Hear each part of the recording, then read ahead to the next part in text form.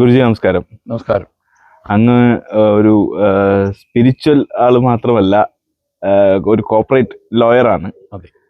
More than 40 years അതെ. അതിൽ expert ആയിട്ടുള്ളൊരു കോർപ്പറേറ്റ് ലോയറാണ്. അതെ. അപ്പോൾ എനിക്ക് ചോദിക്കാനുള്ള എന്താന്ന് പറഞ്ഞാൽ, ഇപ്പോൾ ഈ ബിസിനസ്സുകാർ, പല ബിസിനസ്സുകാരും അവരുടെ ആ ഒരു ബിസിനസ് പൊളിഞ്ഞാൽ ആൾക്കാർ അവരെ ഈ ഭയങ്കര ഫ്രോഡാണ്, ഒരു മോശമായിട്ടുള്ള കാര്യം വരുത്താൻ നോക്കി എന്നൊക്കെ പറഞ്ഞിട്ട് അവരുടെ ആ ആ ഒരു ഇതിനെ തന്നെ അവർ മാറ്റും, എയിമിനെ തന്നെ മാറ്റിയിട്ടാണ് പറയണത്. അതെ അതെ. അപ്പൊ എന്താണ് ഇതിനെ കുറിച്ചിട്ട് ഈ ഒരു ഫിനോമിനൻ എന്ന് പറയും, ഈ ഒരു ഫിനോമിനെ കുറിച്ചിട്ട് എന്താണ് ഗുരുജിക്ക് പറയാനുള്ളത്? തീർച്ചയായിട്ടും അതും വളരെ നല്ല ഒരു ചോദ്യമാണ്. ഇത് പലർക്കും അറിയാൻ വയ്യാത്ത കാര്യങ്ങളാണ്.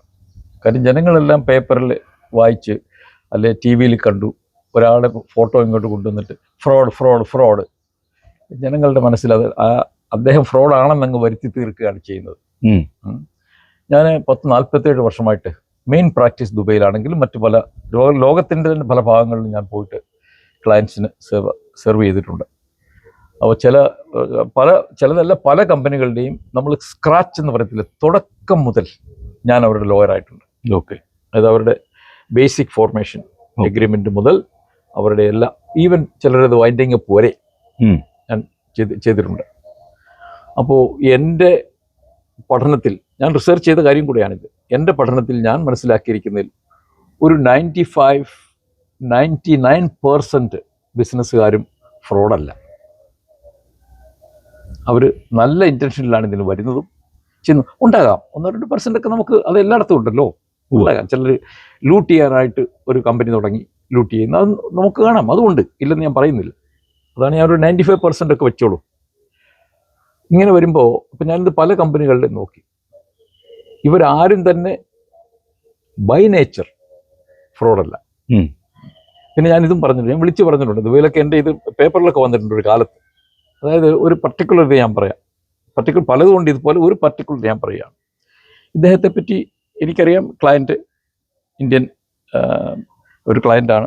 അദ്ദേഹം കമ്പനി തുടങ്ങി, ഞാനാണ് അതിൻ്റെ എല്ലാം. പക്ഷേ പുള്ളി എന്ത് ചെയ്തു, പുള്ളിക്കാരൻ ഡെവലപ്പ് ചെയ്യാനായിട്ട് പ്രൈവറ്റിൽ നിന്ന് കാശ് കടം വാങ്ങുകയും അങ്ങനെ അതിന് പിന്നെ ചെക്കുകൾ കൊടുക്കുകയും, അത് അറിയാമല്ലോ, പ്രൈവറ്റിൽ നിന്ന് മേടിച്ച അന്നൊക്കെ 5%, 10% പെർ മന്ത് പലിശയാണ്. അതെ അതെ. ഇതാണ് ഇവർ അതിനുള്ള ചെക്കെല്ലാം മേടിച്ച് വെക്കുകയാണ്. ഇദ്ദേഹത്തിൻ്റെ ബിസിനസ് ഒരു സമയത്ത് പൊളിയുകയാണ്. പുള്ളിക്ക് കൊടുക്കാൻ ഒക്കാതെ വന്നു. മൂപ്പര് അവിടുന്ന് ഇന്ത്യയിൽ പോയി. നമ്മൾ ഒളിച്ചോടുക എന്ന് വേണേൽ പറയാം. രായ്ക്ക് രാമാന സ്ഥലം വിട്ടു, ഇല്ലെങ്കിൽ അവിടെ കിടന്ന് മരിച്ചു പോകും ജയിലിൽ. അന്നത്തെ ഇതാണ്, ചെക്ക് ബൗൺസ് ആയാൽ ജയിലാണ്. അത് മില്യൺസ് ഓഫ് ദിർഹംസിൻ്റെ ചെക്സാണ് മടങ്ങിയിരിക്കുന്നത്. ഇതിൽ കൂടുതലും പലിശയ്ക്ക് പലിശ ആ ചെക്കുകളാണ്. മനസ്സിലായി? ഒറിജിനൽ എമൗണ്ട് അല്ല, കിട്ടിയ എമൗണ്ടിന്. ഒറിജിനൽ എമൗണ്ട് ഇപ്പോൾ 1 മില്യൺ ആണെങ്കിൽ ഒരു 10, 15, 20 മില്യൻ്റെ ചെക്ക് ഇപ്പോൾ ഇതിൻ്റെ പേരിലുണ്ട്. മനസ്സിലായി. അപ്പോൾ ഇദ്ദേഹം നാട്ടിൽ പോയി. അപ്പോഴത്തേക്ക് അവിടുത്തെ എല്ലാവരും കൂടെ സട കുടഞ്ഞെഴുന്നേറ്റ് വന്ന്, ഇയാൾ ഫ്രോഡാണ്, ചീറ്റ് ചെയ്തു, മറ്റാണ് മറിച്ച്. ഞാൻ പബ്ലിക്കായിട്ട് പറഞ്ഞ എൻ്റെ സുഹൃത്തെ, ഞാൻ ഇതൊക്കെ കണ്ട ആളാണ് അദ്ദേഹത്തെ പറ്റി. അദ്ദേഹത്തിന് ബിസിനസ് ഡിസിഷൻ മേക്കിങ്ങിൽ തപ്പുണ്ടായിട്ടുണ്ട്, ഇല്ലെന്ന് ഞാൻ പറയുന്നില്ല. മനസ്സിലായി? പുള്ളി ചില ഡിസിഷൻ മേക്കിംഗ് അത് ഫ്രോഡാണെന്ന് പറയാൻ പറ്റും ഇല്ല. അങ്ങനെ വന്നിട്ട് അതുപോലെ തന്നെ ഇദ്ദേഹത്തിന് പലരും കാശ് കൊടുക്കാറുണ്ട്. പുള്ളിയുടെ ബിസിനസ്സിൽ പുള്ളി സെയിൽ ചെയ്ത സമഗ്ര കാശുകൾ പലരും കൊടുത്തിട്ടില്ല. ഒരു പേയ്മെൻറ്റ് കിട്ടിയില്ലെങ്കിൽ അദ്ദേഹം കൊടുക്കാനുള്ള പല പേയ്മെൻറ്റും മുടങ്ങുമല്ലോ. അതെ അല്ലേ? ഇങ്ങനെയാണ് ഉണ്ടായത്. അതുകൊണ്ട് ബിസിനസ്സുകാർ, ഞാൻ കഴിഞ്ഞിടയ്ക്ക് നമ്മുടെ ശ്രീ വിജയ് മല്ലയുടെ ഒരു വീഡിയോ കാണുകയുണ്ട്, അദ്ദേഹത്തിന് ഒരു ഇൻ്റർവ്യൂ. അപ്പോൾ അദ്ദേഹം പറയുകയായിരുന്നു, ഗവൺമെൻറ്റും ഇവരൊക്കെ പറയുന്നു ഞാൻ അടിച്ചുകൊണ്ട് പോയി കോടികൾ, ഞാനൊരു ഫ്രോഡാണെന്ന് പോയി പല TV ചാനലുകളും അദ്ദേഹത്തെ ഇതായിട്ട് അദ്ദേഹം പറഞ്ഞു. ഞാൻ പറഞ്ഞു, ഞാനൊരു ഫ്രോഡല്ല, ഞാൻ അങ്ങനെ ചെയ്തിട്ടില്ല. എൻ്റെ പേരൻസ് ഉണ്ടാക്കി തന്ന കാശുകൊണ്ട് ഞാൻ ഇൻവെസ്റ്റ് ചെയ്തിരിക്കുന്നത്. ഇതിൽ തന്നെ അവർക്ക് കാശുള്ളവരാണ് ഒരു സമയത്ത്. പിന്നെ അദ്ദേഹം ഇതും പറഞ്ഞു, ലോൺ ചോദിക്കുമ്പോൾ ഗവൺമെൻറ്റിലുള്ള ചില ആൾക്കാർ തന്നെ വിളിച്ച് ബാങ്കിനോട് പറയുകയാണ് ലോൺ കൊടുക്കാൻ. ചില സമയത്ത് ബാങ്കുകാർ തന്നെ പറയാൻ നടന്ന്, സാർ ലോൺ വേണോ എന്ന് ചോദിക്കുന്നുണ്ട്. ഇതൊക്കെ ദിവസം നമുക്ക് കാണാവുന്ന കാര്യങ്ങളാണ്. അപ്പോൾ ഇവിടേക്ക് ഞാൻ മനസ്സിലാക്കുന്നത് എന്താണെന്ന് വെച്ചാൽ, ബിസിനസ് ഡിസിഷൻസിൽ തെറ്റുകളുണ്ടാകാം. അതായത് ഒരു ഹ്യൂമൻ ബീങ് എന്നുള്ള ഒരു ലെവലിൽ മേലോട്ട് കുതിച്ച് കയറണമെന്നുള്ള ഒരു തോന്നൽ മനുഷ്യരിലുണ്ട്, സ്വാഭാവികമായിട്ടുണ്ട്. അപ്പോൾ അങ്ങനെ വരുമ്പോൾ അദ്ദേഹം എടുത്ത ഒരു ഡിസിഷൻ മേക്കിങ്ങിൽ തെറ്റും. എനിക്ക് വിജയമല്ല ആരുമല്ല, ഞാൻ പറയാൻ മനസ്സിലായി. അത് ഞങ്ങൾ തമ്മിൽ കണ്ടിട്ട് പോലുമില്ല. പക്ഷെ ഞാനൊരു ബിസിനസ് ലോയർ എന്നുള്ളത്, ഞാനൊരു ബിസിനസ് ലോയറാണ്. ഞാൻ പറയാൻ ശ്രമിക്കാം, ബിസിനസ് ലോയർ എന്നുള്ള നിലയിൽ അനലൈസ് ചെയ്യാൻ എന്നെ കൊണ്ട് കഴിയും.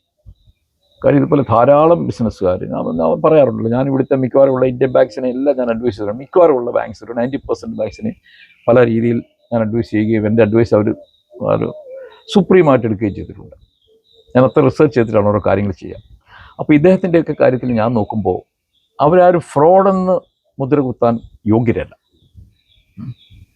അത് അപ്പോൾ ഇതിനകത്തെല്ലാം ഞാൻ കാണുന്ന ആരാണ് ഇവിടുത്തെ കുറ്റവാളികളെന്നറിയും, ഇവരെല്ലാം ശരിയായിട്ടും പറഞ്ഞാൽ നമ്മുടെ ഗവൺമെൻറ് ഏജൻസീസാണ്. ഞാൻ ഗവൺമെൻറ് എന്ന് പറയത്തില്ല, ഗവൺമെൻറ് എന്ന് പറയുന്നത് ഒരു സെൻട്രൽ പോയിന്റാണ്. ആ ഗവൺമെൻറ് എപ്പോഴും നല്ലതാണെന്നാണ് ഞാൻ പറയുന്നത്. അത് നല്ലതല്ലെങ്കിൽ രാജ്യമേ പൊളിഞ്ഞു പോകും. ഞാൻ പറയുന്നത് ആ ഗവൺമെൻറ് ഇൻ ദ കോർ എന്ന് നമ്മൾ പറയും. They are nice, always the system will fail. പക്ഷേ അവരുടെ ഏജൻസീസ് ഉണ്ട്, അവരുടെ ബ്രാഞ്ചസ് ഉണ്ട്, അവിടെയാണ് തെറ്റുകൾ വരുന്നത്. അതായത് ഓരോ വർഷവും ഇവരോട് പറയും ഇത്ര രൂപ ഡൊണേഷൻ താ, അല്ല ഞങ്ങളൊരു ഇതിറക്കുകയാണ്, ഒരു മാഗസിൻ ഇറക്കുകയാണ്, അതിൻ്റെ ഫ്രണ്ട് പേജിൽ 1,00,000 രൂപ, അല്ലെ മിഡിൽ പേജിൽ 5,00,000 രൂപ അഡ്വർടൈസ്മെൻറ്റ്. കൊടുക്കാതിരിക്കാൻ പറ്റില്ലെന്നാണ് പല ബിസിനസ്സുകാരും എന്നോട് പറയും. കൊടുക്കാതിരുന്നാൽ അവർ വന്ന് എന്തെങ്കിലും എഴുതി വെക്കും, ഇവിടെ അത് ശരിയല്ല ഇത് ശരിയല്ല, അടച്ചിടും, അല്ലെ ഫൈൻ അടിക്കും. അതിൽ നല്ല കൊടുക്കുന്നതാണ്. ഇതെല്ലാം സത്യത്തിലൊരു കൈക്കൂലിയാണ്. ഇതെല്ലാം ഗവൺമെൻറ് അവോയ്ഡ് ചെയ്യണം. ഞാൻ പറഞ്ഞ ഇങ്ങനത്തെ കാര്യങ്ങളൊക്കെ അവോയ്ഡ് ചെയ്യണം. ബിസിനസ്സുകാരനെ അവരുടെ ഇതിൽ വിടണം. ഒരു 95% ബിസിനസ്സുകാർക്കും ഈ പ്രശ്നമുണ്ട്. അതെ, അപ്പം ഇത് ഗവൺമെൻറ് തന്നെയാണ്. അതായത് ഉന്മൂലനാശനം ചെയ്യണം ഈ ബ്രൈബ് എന്ന് പറയുന്ന കാര്യം. ചോദിക്കാൻ പാടില്ല, ബ്രൈബിൻ്റെ ഇതിൽ ഒരാളെ നോക്കാൻ പോലും പാടില്ല. ഇത് ഇവർ ചിലർ പറഞ്ഞ് ഞാൻ കേട്ടിട്ടുണ്ട്, സാറേ ഓഫീസിലോട്ട് കയറി ചെല്ലുമ്പോൾ ഒരു നോട്ടം കണ്ടാൽ തന്നെ ബ്രൈബ് കൊണ്ടുവന്നിട്ടുണ്ടോ എന്നുള്ള ഒരു നോട്ടമാണ്. ഇല്ലെങ്കിൽ അവിടെ ഇട്ടഴയ്ക്കും. എന്നിട്ട് ബിസിനസ്സിന് എന്തെങ്കിലും കോട്ടം വന്നാൽ ബിസിനസ്സുകാരെ പഴിയും പറയും. ഞാൻ പറയുന്നത് ഇതൊക്കെ നിർത്തണം. ഇതൊക്കെ നിർത്തിയിട്ട് ഞാൻ ഇവരെയൊക്കെ വാമനന്മാരെന്നാണ് വിളിക്കുക, ഗവൺമെന്റ് ഏജൻസിനെ. ഇങ്ങനെ ചെയ്യുന്നവരെ എല്ലാവരും അവിടെ എല്ലാവരും ഒന്നല്ല പറയുന്നത്, ഇങ്ങനെ ചെയ്യുന്നവർ അവിടെയും നല്ലവരുണ്ട്. നല്ലവരില്ല ഇത്രയും നാൾ പിടിച്ച് നിൽക്കത്തില്ലായിരുന്നു. ഈ അണ്ടർസ്റ്റാൻഡ് പോയിന്റ്. തീർച്ചയായിട്ടും നല്ലവരുണ്ട്. നല്ലവർ കുറച്ച് 1-2% നല്ല ആൾക്കാരുണ്ടായത് കൊണ്ട് തന്നെയാണ്, അല്ലെ ഉണ്ടാകുന്നതുകൊണ്ട് തന്നെയാണ് ലോകം ഇത് പിടിച്ച്, അല്ല എന്നേ ഇത് നശിച്ചു പോയനും. അതുപോലെ തിരിമറികളാണ് നടക്കുന്നത്. അതായത് പ്രൊട്ടക്റ്റ് ചെയ്യുന്നവർ പ്രൊട്ടക്റ്റേഴ്സ് ആയിരിക്കണം, കാവൽക്കാരായിരിക്കണം. കാവൽക്കാർ ലൂട്ട് ചെയ്യാൻ തുടങ്ങി അങ്ങനെ ഇരിക്കും. അതാണ് നമ്മൾ ഇന്ത്യയിൽ കണ്ടുവരുന്നത്. ഇതെല്ലാം വാമന അവതാരത്തിന് ശേഷമാണ്. വാമനൻ എന്ന് പറഞ്ഞ ഒരു ഫ്രോഡാണ്. ഞാൻ പറയാം, അത് ഞാൻ പല ഇതിൽ എക്സ്പ്ലെയിൻ ചെയ്തിട്ടുണ്ട്. അറിയില്ലേ, Vamanan is A real fraud. ആ ഫ്രോഡ് മഹാബലിയെ ചതിയിൽ കൂടി വീഴ്ത്തി രാജ്യം പിടിച്ചടക്കിയ ആളാണ് വാമനൻ, അല്ലേ? ആ സംസ്കാരമാണ് ഇന്ന് നമുക്കിവിടെ നിലനിൽക്കുന്നത്. ഒരു 95-99% ആൾക്കാർക്കും ഈ സംസ്കാരമാണുള്ളത്. ഏതൊരു കാര്യത്തിനെ മറച്ചു വെച്ചിട്ടുള്ള ഒരു ആറ്റിറ്റ്യൂഡാണ് ഞാൻ ഇന്ത്യയിൽ പല ഭാഗത്തും കണ്ടുവരുന്നത്. ഇതൊക്കെ നമുക്ക് മാറ്റണം. അപ്പോൾ ഇതിനൊക്കെ തന്നെയാണ് ബ്രഹ്മലോകം ഉണ്ടായതും. ബ്രഹ്മലോകത്തിൻ്റെ പ്രിൻസിപ്പിൾസൊക്കെ ഇതാണ്. യാതൊരു കാരണവശാലും ബ്രഹ്മലോകത്താണെങ്കിൽ ഇതൊന്നും അവിടെ പാടില്ല. ഞാൻ പറയാം, അവിടെ വന്ന് കള്ളം പറയുകയോ ഇത് ചെയ്താൽ അവരുടെ നാക്കിന് തന്നെ കേടായി പോകുമെന്ന് ഞാൻ പറയാറുണ്ട്. അങ്ങനത്തെ ഒരു സ്ഥലമാണത്. അതെ. അപ്പോൾ നമുക്ക് തിരിച്ച് നമ്മുടെ സംസ്കാരത്തിലോട്ട്, നമ്മുടെ സനാതന ധർമ്മത്തിലോട്ട് വരണം. സനാതന ധർമ്മം എന്ന് പറഞ്ഞാൽ എനിക്കറിയാം പലരും അതിനെ എതിർക്കുന്നുണ്ട്. സനാതന ധർമ്മം അത് എതിർക്കുന്നത് എന്തുകൊണ്ടാണ്? ഹിന്ദുവിസത്തിനെ എതിർക്കുന്നതുകൊണ്ടാണ്. അവരാണ് ഈ സനാതന ധർമ്മത്തിനെ എതിർക്കുന്നത്. അവർക്ക് ഒരു വിവരവുമില്ല. ഹിന്ദുവിസവും സനാതന ധർമ്മമായിട്ട് ഒരു ബന്ധവുമില്ല. പറയുന്നില്ലേ, ഹിന്ദുവിസം എന്ന് പറയുന്നത് ഞാൻ ഒരിക്കലും സനാതനമായിട്ട് ഒരു ബന്ധവുമില്ല. ഒരു 0.1% ബന്ധം പോലുമില്ല ഹിന്ദുവിസവും സനാതന ധർമ്മം എന്ന് പറഞ്ഞാൽ സത്യം വദ, സത്യം മാത്രം പറയുക, ധർമ്മം ചര, അവനവൻ്റെ കർത്തവ്യമായ ഡ്യൂട്ടി ആചരിക്കുക, അതിഥി ദേവോഭവ, അതിഥിയായി വരുന്നവനെ ദൈവമായിട്ട് കണ്ട് ദേവനായിട്ട് കണ്ട് ആരാധിച്ച് വണങ്ങി സ്നേഹമായിട്ട് ജീവിച്ചു പോവുക. ഇതാണ് സനാതന. ഇതായിരുന്നു മഹാബലിയുടെ ഭരണകാലം വരെ. വാമനൻ വന്നു കഴിഞ്ഞപ്പോൾ എല്ലാം മാറി. അപ്പം നമുക്ക് തിരിച്ചങ്ങോട്ട് പോകണം. നമ്മുടെ റിയൽ വേൾഡിലോട്ട് കലികാലം തീരുകയാണ്. എല്ലാവരും മനസ്സിലാക്കണം, കലിക്കിനി ഇവിടെ സ്ഥാനമില്ല. പക്ഷെ പോകുന്ന സമയത്ത് കുറച്ച് നമുക്കറിയാമല്ലോ, അണയും തീ ആളിക്കത്തും എന്നൊരു പറച്ചിലുണ്ട്. അതുപോലെ കുറേ ഇതൊക്കെ ഉണ്ടാവും. നമ്മളതൊക്കെ സഹിക്കണം. സഹിച്ചിട്ട് നമുക്കൊരു നല്ല നമ്മുടെ പഴയ കാലത്തിലേക്ക് തിരിച്ചു പോകണം. ക്ലിയറാണ്? വളരെ നന്ദി ഗുരുജി. സന്തോഷം.